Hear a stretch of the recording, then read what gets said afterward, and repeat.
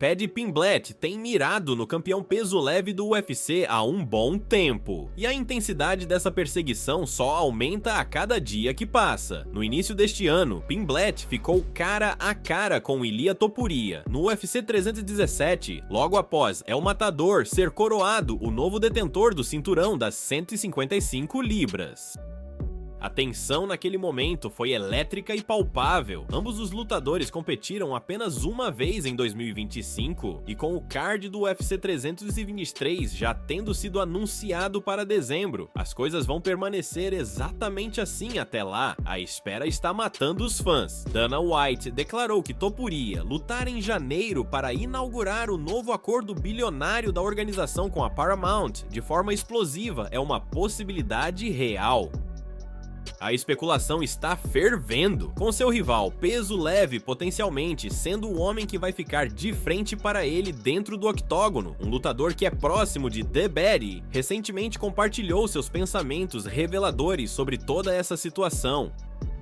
E o que ele disse vai te impressionar. Embora um confronto entre Ilia Topuria e Justin Gaethje em janeiro também tenha sido discutido nos bastidores, não há como negar que o embate com Paddy Pimblett é a luta maior, a que gera mais buzz e movimenta mais as massas. Pimblett até subiu recentemente no ranking peso leve do UFC, apesar do fato surpreendente de que ele não competiu dentro do octógono desde abril.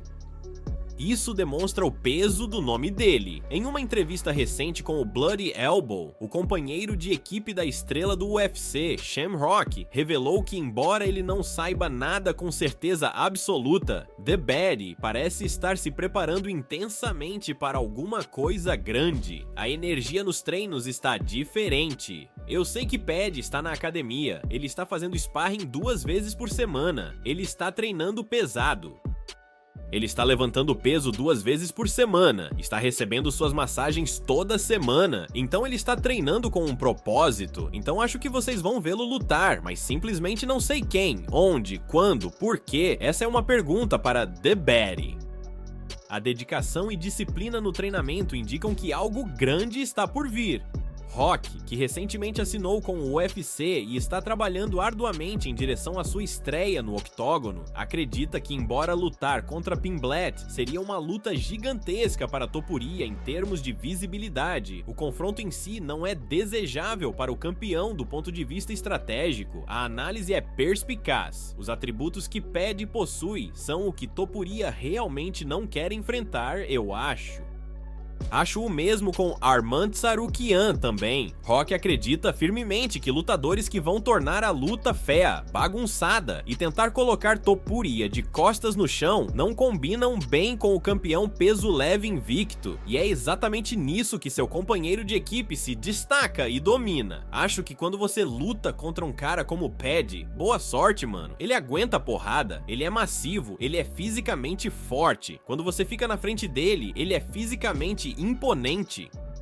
Ele parece maior do que realmente é, e se ele fica por cima de você, é uma noite longa. Obviamente sou tendencioso, vou dizer que Paddy vence ele, mas sentado aqui, como um fã não tendencioso, é uma luta que eu adoraria ver independentemente, tendo passado muito tempo ao redor de Pimblett, vivenciando os treinos intensos no dia a dia. Rock simplesmente adora como as pessoas subestimam completamente o peso leve do UFC baseado apenas na aparência dele. É hilário e frustrante ao mesmo tempo. Todo mundo é contra você, todo mundo duvida de você, ninguém aposta em você e toda vez você vai lá e choca eles e você continua chocando eles. E como ele diz, eles movem as traves do gol para ele. Acho que essa é a beleza do MMA. Esse cara aparece e ele tem cabelo longo, ele não parece um Francis Ngannou assustador pra caralho. Mano, isso é o que eu amo sobre o esporte. Se você vê esse cara andando pela rua, você não vai tipo, oh meu Deus, olha pra ele é um lutador de MMA. Se você não soubesse, você não saberia, e essa é a beleza nisso. Pimblet está se preparando para o momento maior de sua carreira até agora. E você, qual sua opinião sincera sobre tudo isso? Paddy Pimblet tem chances reais de submeter ou dominar Topuria no chão? Ou a diferença de nível técnico é grande demais? Você acha que a aparência normal de Pimblet faz as pessoas subestimarem perigosamente suas habilidades? E a pergunta crucial, se essa luta acontecer em janeiro para abrir o acordo com a Paramount, quem você acha que sai vitorioso e de que forma? Jiri Prochazka perdeu apenas para Alex Pereira em suas últimas 18 lutas. Deixa isso penetrar na sua mente. Apenas uma derrota em quase 2 dezenas de confrontos. A consistência é absurda. O ex-campeão peso meio pesado do UFC conquistou vitórias consecutivas no UFC 320 no início deste mês, quando nocauteou brutalmente Khalil Rountree Jr. no round final de uma forma que deixou todo mundo de boca aberta.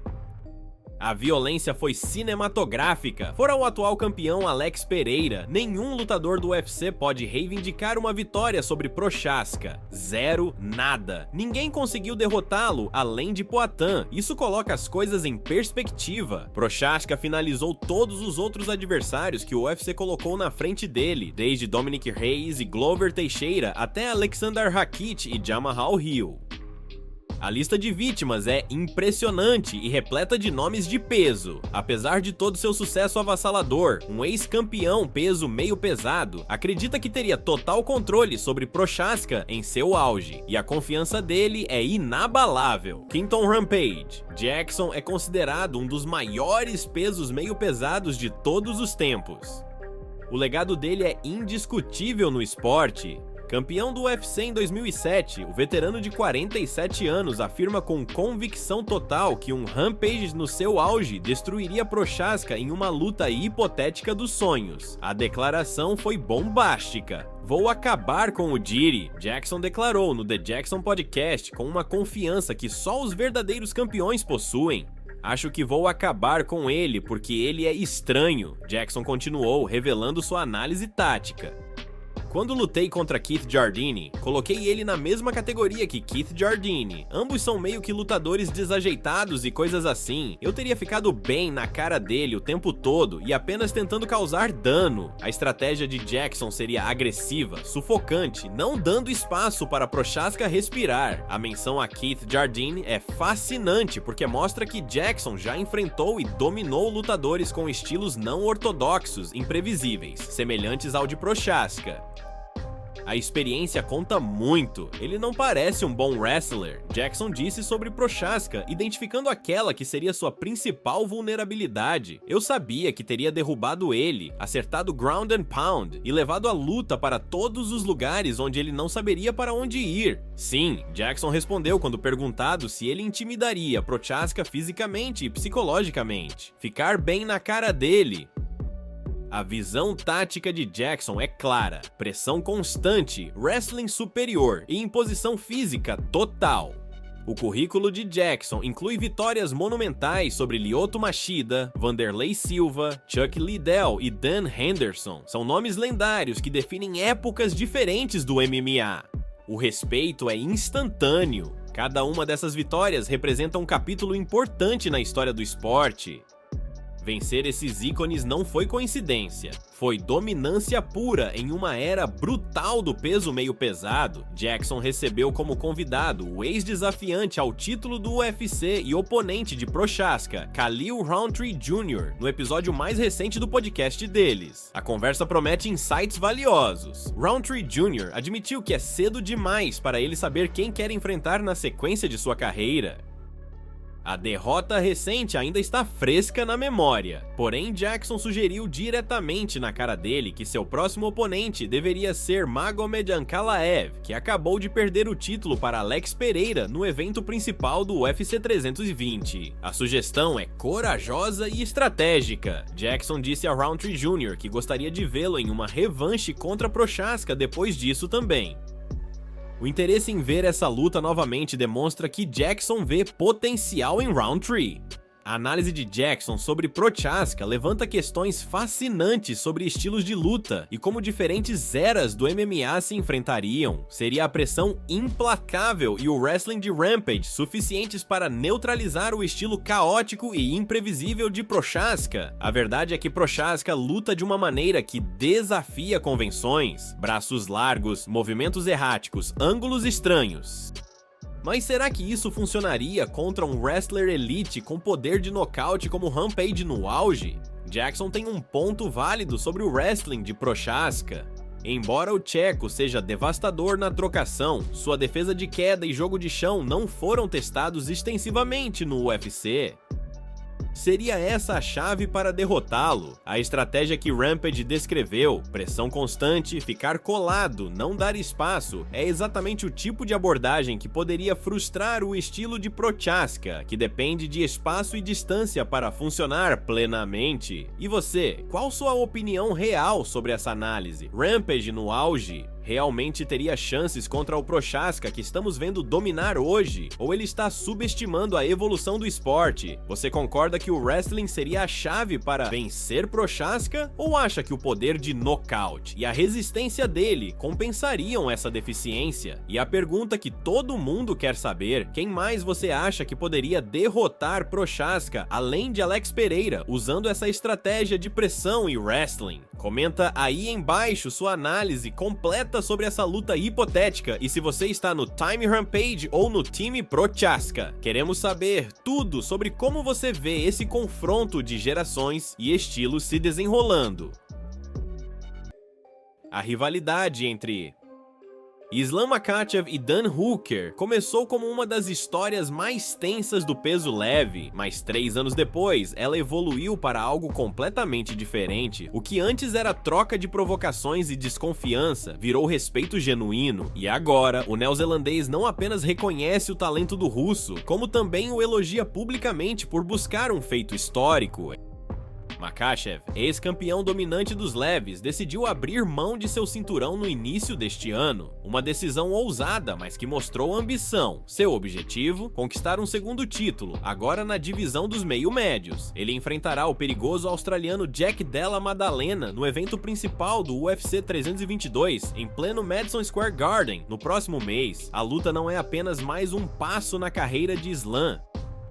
É uma tentativa clara de entrar para o seleto grupo de lutadores que conseguiram reinventar-se em uma categoria acima, algo que nem mesmo seu mentor e amigo Khabib Nurmagomedov chegou a tentar. E é justamente esse detalhe que chamou a atenção de Dan Hooker. O neozelandês, que em 2021 foi finalizado por Makhachev no primeiro round, reconheceu a magnitude da missão que o russo está prestes a enfrentar, e dessa vez sem qualquer ironia. Durante uma entrevista para a Sky Sports New Zealand, onde atua como comentarista do UFC, Hooker demonstrou uma mistura de admiração e realismo ao falar sobre o ex-rival. É um grande desafio para o Islam, disse Hooker.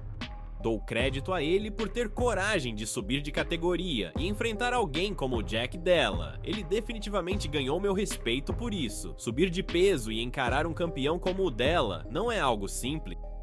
Hooker foi além, destacando que nem mesmo Khabib, considerado por muitos o maior peso leve da história, tentou realizar o que Makhachev está prestes a buscar. É algo que nem o maior peso leve de todos os tempos, o Khabib, chegou a perseguir. Ele nunca tentou ser campeão em 2 divisões, então crédito total ao Islam por isso, mas é um desafio enorme. Apesar do respeito, Hooker foi sincero ao revelar que, quando se trata de favoritismo, seu coração ainda está com o parceiro regional.